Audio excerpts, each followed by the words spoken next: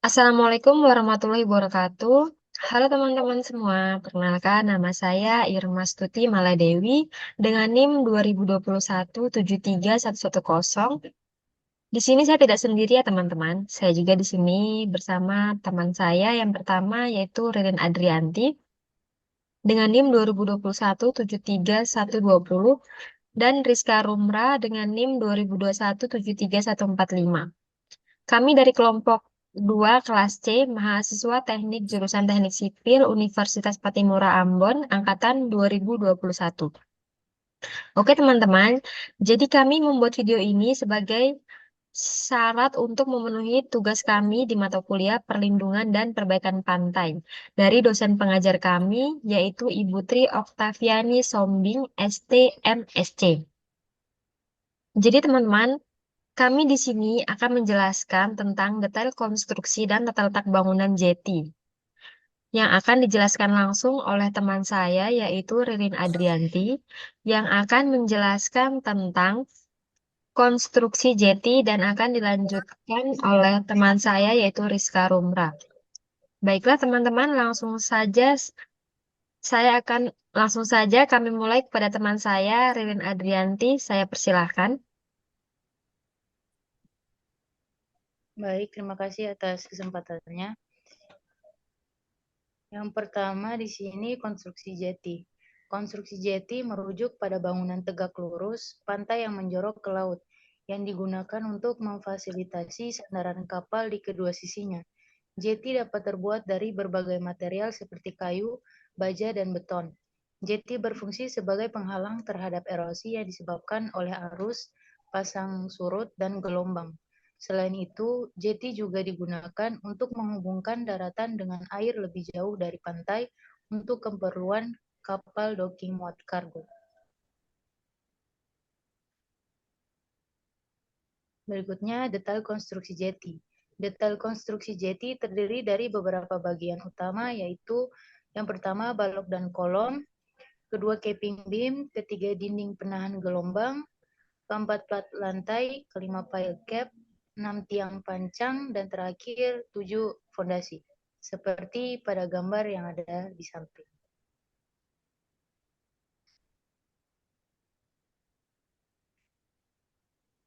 Penjelasan komponen struktur jeti yang pertama yaitu balok dan kolom. Balok dan kolom merupakan elemen struktural utama yang membentuk struktural vertikal dan horizontal jeti. Balok digunakan untuk menghubungkan kolom-kolom dan mendistribusikan beban ke fondasi. Kolom mendukung balok dan dek jeti di atasnya.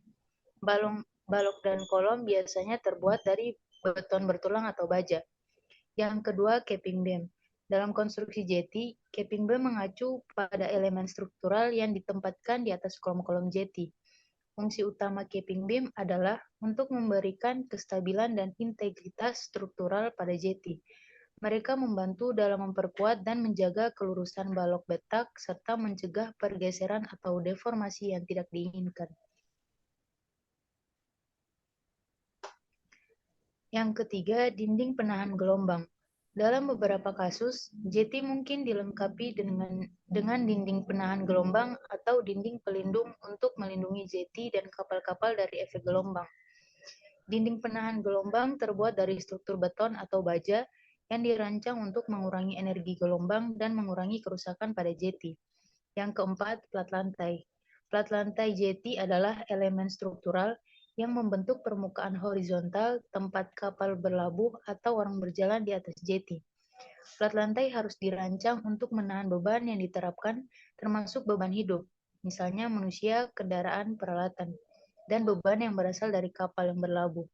Desain plat lantai jeti harus mempertimbangkan beberapa faktor, termasuk ketebalan plat, sistem penopang, misalnya balok betak, kolom, capping beam, dan perlindungan anti-selip.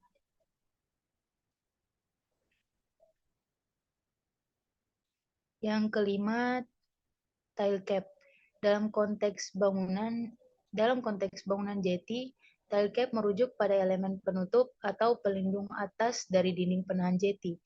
Tile cap biasanya terbuat dari bahan yang tahan terhadap korosi dan kerusakan akibat paparan lingkungan laut seperti beton bertulang, beton pratekan, atau bahan komposit khusus. Tali cap umumnya dirancang dengan bentuk yang melengkung atau miring untuk membantu mengalirkan air hujan dari atas dinding penahan. Yang keenam, tiang pancang. Dalam konstruksi jeti, tiang pancang atau tiang penahan sering digunakan sebagai elemen struktural untuk mendukung dan menstabilkan jeti di dalam tanah atau perairan. Mereka memiliki bentuk silinder panjang dan ditanam secara vertikal ke dalam tanah atau dasar perairan menggunakan metode penancangan yang tepat. Proses pemasangan tiang pancang melibatkan penggunaan peralatan khusus seperti palu pancang atau rig penancang. Tiang pancang ditempatkan di titik yang ditentukan di sepanjang jeti dan kemudian dipukul atau ditekan ke dalam tanah atau dasar perairan sampai mencapai kedalaman dan kekuatan yang diinginkan.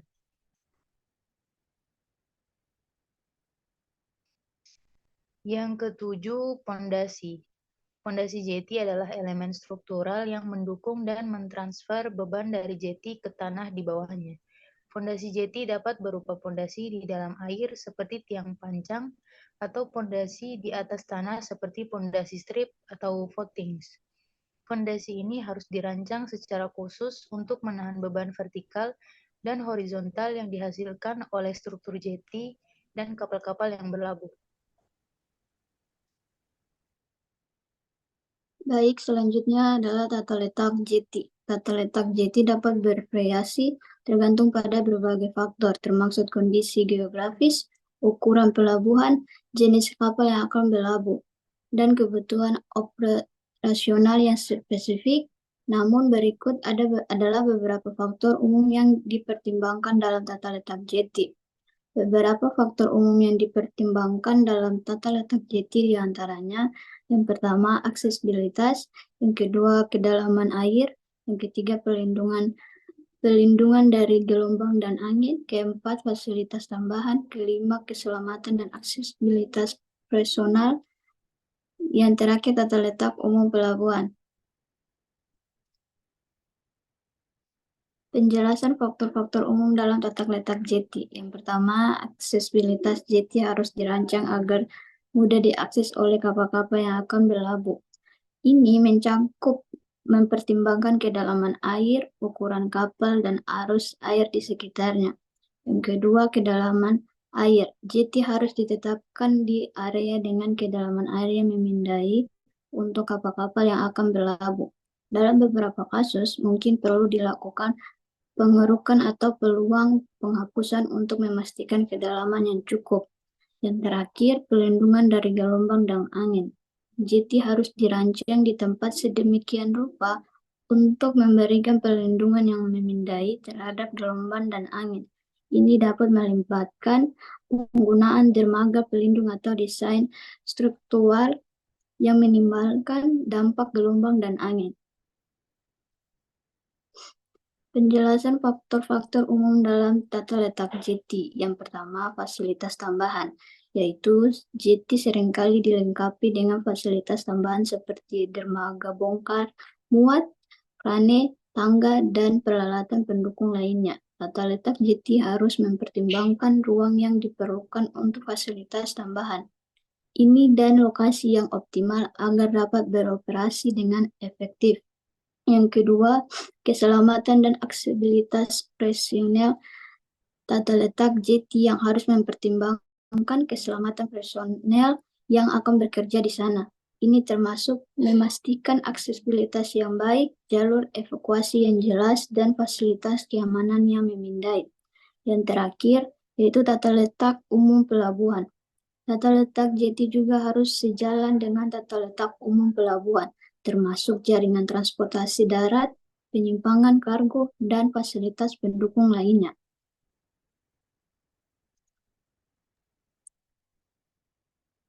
Baiklah teman-teman, itulah penjelasan singkat dari kelompok kami. Apabila ada salah dalam menjelaskan, kami mohon maaf.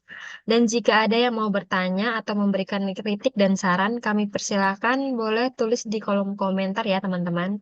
Dan jangan lupa like and subscribe.